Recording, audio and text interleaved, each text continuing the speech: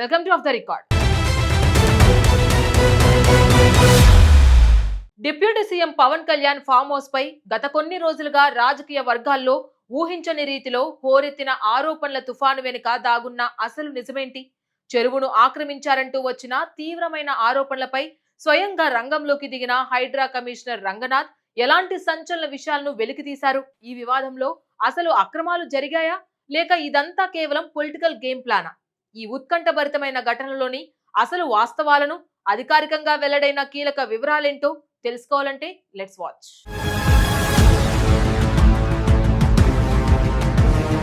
AP deputy CM Pawan Kalyan Hyderabad శివారుల్లోని farm house వ్యవహారం ప్రస్తుతం 2 తెలుగు రాష్ట్రాల్లో తీవ్ర సంచలనం సృష్టిస్తుంది. ఈ భూమి స్థానిక చెరువు పరిధిలోకి వస్తుందని, అక్కడ నిబంధనలకు విరుద్ధంగా అక్రమ నిర్మాణాలు చేపట్టారంటూ సోషల్ మీడియా వేదికగా జోరుగా ప్రచారం సాగింది. రాజకీయ వర్గాల్లో ఈ అంశంపై పెద్ద ఎత్తున చర్చలు జరుగుతూ ఉండటంతో వివాదం పీక్కు చేరింది. తనపై వస్తున్న ఆరోపణలపై పవన్ కళ్యాణ్ సైతం అత్యంత ఘాటుగా స్పందించడం ఈ వ్యవహారంలో ప్రధాన మలుపుగా మారింది. మన భూమికి సంబంధించిన ప్రతి పత్రం చట్టబద్ధంగా ఉందంటూ అక్రమాలు జరిగినట్టు నిరూపిస్తే ఆ స్థలాన్ని ప్రభుత్వానికే ఇచ్చేస్తానని ఆయన సవాల్ విసిరారు. దాంతో అసలు నిజాలు ఏంటనే దానిపై సర్వత్రా తీవ్ర ఉత్కంఠ నెలకొంది. ఈ క్రమంలోనే హైడ్రా కమిషనర్ రంగనాథ్ రంగంలోకి దిగి క్షేత్రస్థాయి పరిశీలన జరిపి పూర్తి వివరాలను వెల్లడించారు. పవన్ కళ్యాణ్ 2014లో దాదాపు 10 ఎకరాల పట్టా భూమిని కొనుగోలు చేసినట్లు తమ విచారణలో తేలిందని ఆయన తెలిపారు.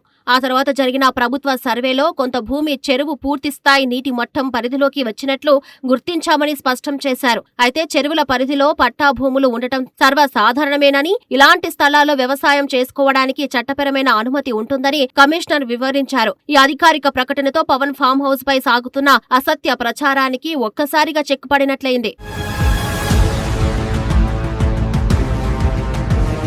ఈ వివాదంపై హైడ్రా కమిషనర్ రంగనాథ్ అందించిన అధికారిక నివేదిక ప్రతి ఒక్కరి దృష్టిని ఆకర్షించింది. పవన్ కళ్యాణ్ కు చెందిన స్థలంలో నీటి ప్రవాహానికి ఎలాంటి అడ్డంకులు సృష్టించలేదని ఆయన చాలా స్పష్టంగా ప్రకటించారు. చెరువును ఆక్రమించి నిర్మాణాలు చేపట్టినట్లు ఎలాంటి ఆధారాలు తమ ప్రాథమిక పరిశీలనలో లభించలేదని తేల్చి చెప్పారు. కేవలం భూమి భద్రత కోసం చుట్టూ కంచె మాత్రమే ఏర్పాటు చేశారని, అది నిబంధనల ఉల్లంఘన కిందకు రాదని క్లారిటీ ఇచ్చేశారు. అదే ప్రాంతంలో ఉన్న ఇతర భూ యజమానులు మట్టి నింపి అక్రమ నిర్మాణాలు చేపట్టిన మాట వాస్తవమేనని ఆయన తెలిపారు. కానీ పవన్ స్థలంలో ఎలాంటి అక్రమాలు లేదా నీటి మళ్లింపు చర్యలు జరగలేదని స్పష్టం చేశారు. నీటి వనరులకు హాని కలిగించనంత వరకు సొంత భూమిలో వ్యవసాయ కార్యకలాపాలు నిర్వహించుకోవచ్చని గుర్తు చేశారు. ఈ కీలక వివరణతో పవన్ కళ్యాణ్ పై వస్తున్న అక్రమ ఆరోపణలన్నీ పూర్తిగా నిరాధారమని తేలిపోయాయి. ప్రభుత్వ అధికారులు స్వయంగా క్లీన్ చిట్ ఇవ్వడంతో రాజకీయ వర్గాల్లో ఒక్కసారిగా సమీకరణాలు మారిపోయాయి. అయినప్పటికీ ఈ అంశాన్ని పట్టుకొని ప్రతిపక్షాలు చేస్తున్న విమర్శలు ఇంకా పూర్తిగా సమసిపోలేదు.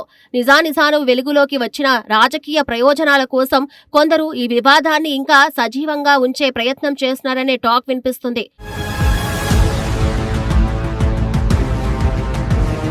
రాజకీయంగా తీవ్ర దుమారం రేపిన ఈ ఫామ్ హౌస్ వివాదంలో నిజాలు వెలుగులోకి రావడంతో పవన్ మద్దతుదారులు ఉపశమనం పొందుతున్నారు. ప్రత్యర్థులు చేసిన దుష్ట ప్రచారాన్ని హైడ్రా ఇచ్చిన నివేదిక పూర్తిగా తిప్పికొట్టిందని వారు సంతోషం వ్యక్తం చేస్తున్నారు. చట్టాన్ని గౌరవించే వ్యక్తిగా పవన్ కళ్యాణ్ వ్యవహరించారని, అందుకే విచారణకు సిద్ధపడ్డారని జనసేన వర్గాలు తెలిపాయి. ఆక్రమణల పుకార్లకు అధికారిక సమాచారమే సరైన సమాధానం చెప్పిందని రాజకీయ విశ్లేషకులు భావిస్తున్నారు. చెరువుల పరిరక్షణలో హైడ్రా చూపిస్తున్న కఠిన వైఖరి దృష్ట్యా విచారణ నివేదికను ఎంతో ప్రాధాన్యత ఏర్పడింది. అక్రమ నిర్మాణాలు ఉంటే ఏమాత్రం ఉపేక్షించని అధికారులు ఇక్కడ ఎలాంటి ఉల్లంఘన జరగలేదని ధృవీకరించారు. దీంతో పవన్ కళ్యాణ్ సవాల్లోని నిజాయితీ ఏంటో ప్రజలకు అర్థమైందని పలువురు అభిప్రాయపడుతున్నారు. ఈ వార్తలకు క్షేత్రస్థాయిలోని వాస్తవాలకు ఎంతో తేడా ఉందని ఈ ఘటనతో మరోసారి రుజువైందని అంటున్నారు. ఇప్పటికైనా ఆధారాలు లేని ఆరోపణలు చేయడం మానుకోవాలని జనసేన నాయకులు డిమాండ్ చేస్తున్నారు. ప్రతిపక్షాలు కేవలం బురద జల్లే రాజకీయాల కోసమే ఈ అంశాన్ని వాడుకున్నాయని విమర్శలు వెల్లువెత్తుతున్నాయి. చట్టబద్ధమైన భూమిపై అనవసరమైన రచ్చ చేయడం వల్ల ఎవరికి ఎలాంటి ప్రయోజనం ఉండదని స్పష్టమవుతుంది.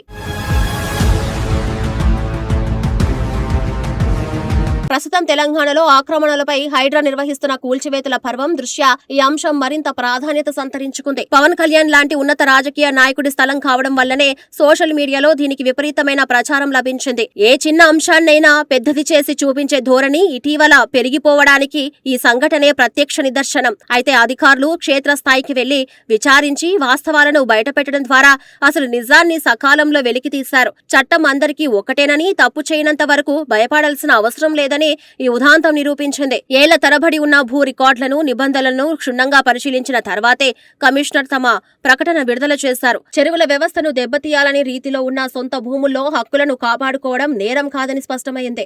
పొలిటికల్ మైలేజ్ కోసం చేసే వ్యాఖ్యలు తాత్కాలికంగా ఆకర్షించినా అంతిమంగా నిజమే గెలుస్తుందని తేలింది. ఇప్పటికైనా రాజకీయ లబ్ధి కోసం చేసే విమర్శలకు తెరపడాలని సామాన్య ప్రజలు కోరుకుంటున్నారు. అధికారుల నివేదిక తర్వాతైనా ఈ వివాదానికి శాశ్వతంగా ముగింపు పడుతుందని భావిస్తున్నారు. పవన్ కళ్యాణ్ చట్టానికి కట్టుబడి ఉంటానని చెప్పడం, దానికి తగ్గట్లే విచారణలో నిగ్గు తేలడం ఆయన ఇమేజ్ ను మరింత పెంచింది. రాజకీయాల్లో ఉన్నవారు పారదర్శకతను ఎంత ప్రాధాన్యతమివ్వాలో ఈ పరిణామం స్పష్టం చేస్తుంది. హైడ్రా కమిషనర్ రంగనాథ్ ఇచ్చిన స్పష్టతతో అన్ని రాజకీయ పార్టీలకు విషయం తీవ్రత అర్థమైంది. చెరువుల రక్షణ ప్రాధాన్యతను తెలియజేస్తూనే చట్టబద్ధమైన హక్కులు కలిగిన భూముల విషయంలో నిబంధనలను వివరించడం విశేషం. ఈ సమగ్ర విచారణతో వివాదానికి తెరపడటమే కాకుండా భూ చట్టంపై ప్రజలకు ఒక స్పష్టమైన అవగాహన ఏర్పడింది. ఆంధ్రప్రదేశ్ రాజకీయాల్లోనూ తెలంగాణ పరిణామాల్లోనూ ఈ అంశం కొన్ని రోజుల పాటు తీవ్ర చర్చనీయాంశంగా నిలిచింది. ఇప్పటికైనా పొలిటికల్ లబ్ధి కోసం వ్యక్తుల వ్యక్తిత్వ హననానికి పాల్పడటం ఆపాలని మేధావులు సూచిస్తున్నారు. ఏది ఏమైనా నిజాన్ని నిర్ధారించిన హైడ్రా నివేదిక ఈ వివాదంలో అత్యంత కీలకమైన మైలురాయిగా నిలిచిపోతుంది.